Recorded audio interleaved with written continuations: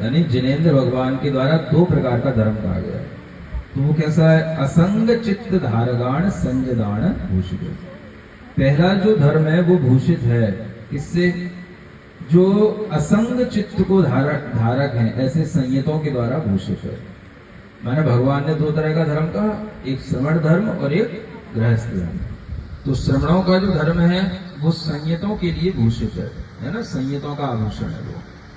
और वो संयत कैसे होते हैं? असंग चित्त को धार करने वाले धारक होते हैं। माने उनके चित्त में कोई भी संग माने परिग्रह नहीं होता है ना। असंग चित्त के धारक जो संयत हैं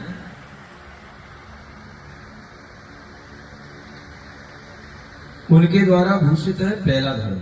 और दूसरा गिहत्त कर्म पालगान दिट्ठि मोह नोडो। जो गृहस्थ कर्म के पालक हैं है ना, गृहस्थ कर्म करते हैं, उनका पालन करने वाले गृहस्थों के लिए दूसरा धर्म है। लेकिन वो गृहस्थ कैसे होने चाहिए? दिट्ठि मोह नूनगो, दृष्टि मोह से रहित होना चाहिए। माने दर्शन मोहनी कर्म से रहित होने का मतलब हो गया सम्यक दृष्टि होना चाहिए।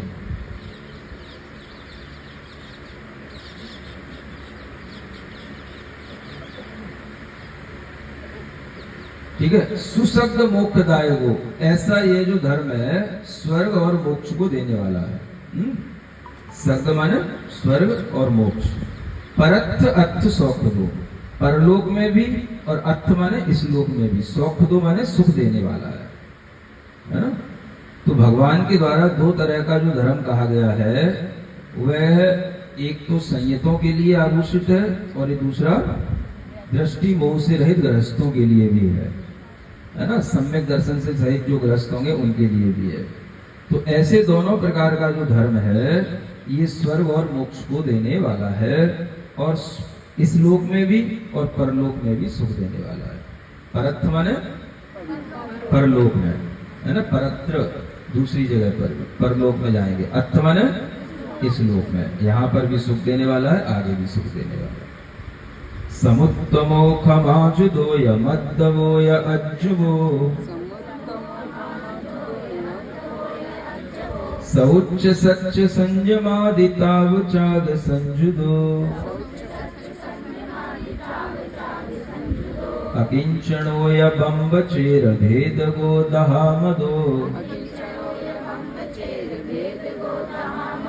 अशेष लोय मंगलोत्थ सच्च गो विसाहणो।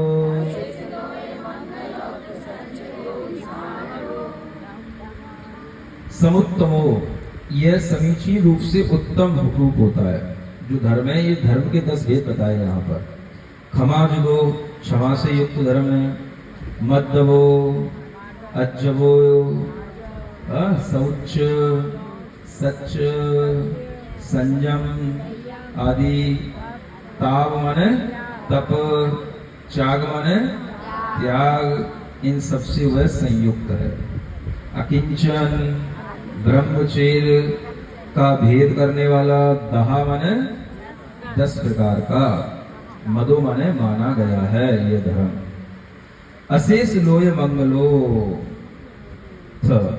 है ना, ये अशेष लोक के लिए माने संपूर्ण लोक के लिए ये 10 प्रकार का धर्म मंगल है ना। अर्थ माने यहाँ पर यह सज्ज को भी, यह साध्य भी है और साहणो माने साधन भी है ना। 10 धर्मों में ये जो धर्म है ये साध्य भी है और साधन भी है। साध्य का मतलब हम इस धर्म को उपलब्ध भी हो सकते हैं है ना। एकदम ब्रह्मचर्यमय हो गए है ना, अकिंचनमय हो गए, क्षमामय हो गए। और एक साधन भी होता है। साधन का मतलब भाई अभी क्षमा को अपनाओ है ना, ब्रह्मचर्य को अपनाओ, तो साधन अपनाओ तो हमारे अंदर धर्म आ जाएगा। तो 2 तरह से भी ये धर्म का पालन किया जाता है, साधन रूप में भी, साध्य रूप में है ना। तो ये धर्म साधन भी है और साध्य भी है, इसलिए समझना है ना। तो धर्म की उपलब्धि हो जाना तो वो साध्य हो गया और धर्म का पालन करना ये साधन हो गया